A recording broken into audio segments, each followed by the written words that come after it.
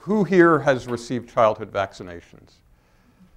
Okay, so everybody. All right, so your immune systems are enhanced, right? I mean, every one of you is already a design space for bioscience. The rate of technological evolution is accelerating perhaps far more rapidly than it ever has before, because technology is autocatalytic. It feeds on itself. And so as we get more and more rapid evolution of technology, there comes a point when psychologically and institutionally we are incapable of keeping up with it. Many of the telecommunications and information advances that we all take for granted occur because pornography drives the market. Your ability to use charge cards as easily as you do on the internet comes from the fact that the porn people had to figure out how to get paid. My boyfriend, husband, is addicted to online porn.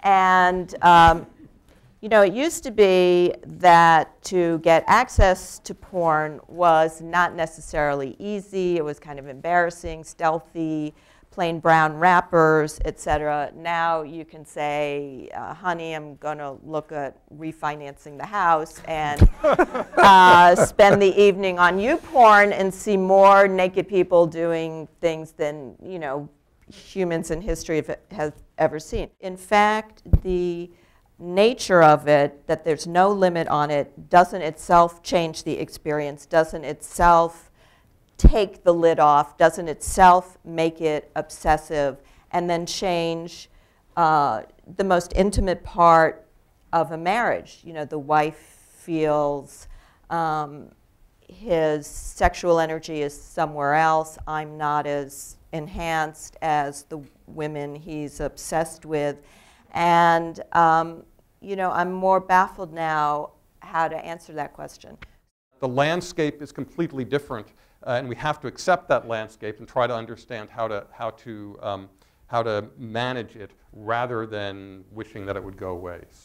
We need to rise to a level of sophistication in trying to understand the human that we haven't begun to achieve, in part because we're working with ideas that we're dragging out from the 18th and 17th centuries, and they fail. You know, this is what makes the techno-human relationship so complicated, troubling, exhilarating was a word Andreas used, also scary.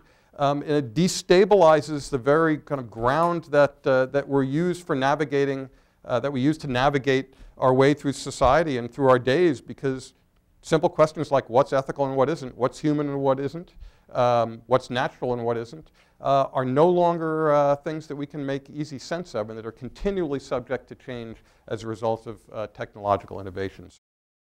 You can't handle the future, but it's coming anyway.